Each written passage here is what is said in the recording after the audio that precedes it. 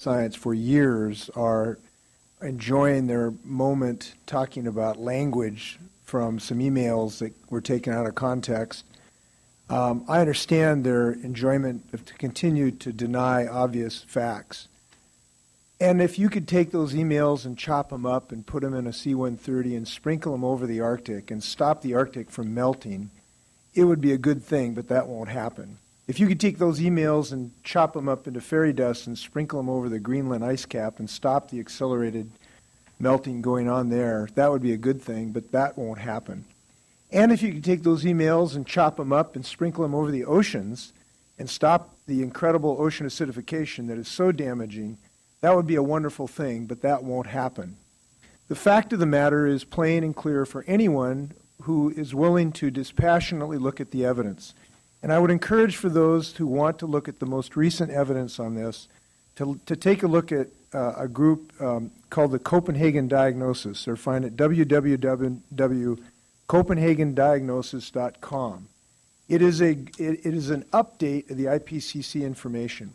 And the update is that since 2007, the sequelae of both ocean acidification and global climate change have been either accelerating or at least worse than was predicted in the IPCC report. The global deniers are right. The 2007 IPCC report was not entirely accurate. And it was not entirely accurate because this problem is worse than the last IPCC report indicated. Surging greenhouse gases are worse than predicted. Recent global temperatures demonstrate human-based warming. The acceleration of melting ice caps in the Arctic is worse than expected. The rate of decline in glaciers is worse than expected.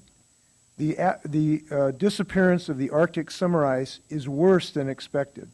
The current sea level rise estimates are worse than expected in the IPCC 2007 report. So the point of the current science is that what we had in 2007 is indeed out of date. This problem is worse than expected.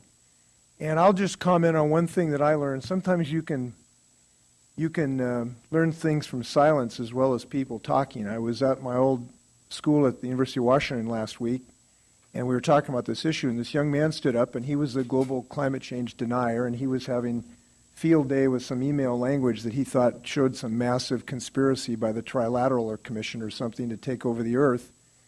And I just said, look, if you're right, and if there's no global warming, if you're so right, what are you going to do about ocean acidification? What do you say about that? And he was silent. And that silence speaks volumes. If people over here want to deny clear science about global warming, they cannot deny the fact that the oceans are becoming acidified, that no reputable science anywhere in the world recognizes it as happening caused by CO2 going into the atmosphere, going into solution acidifying our oceans. So I just say the science is clear. I wish it was otherwise. Life would be easier, but this is a challenge to the ages. Thank you.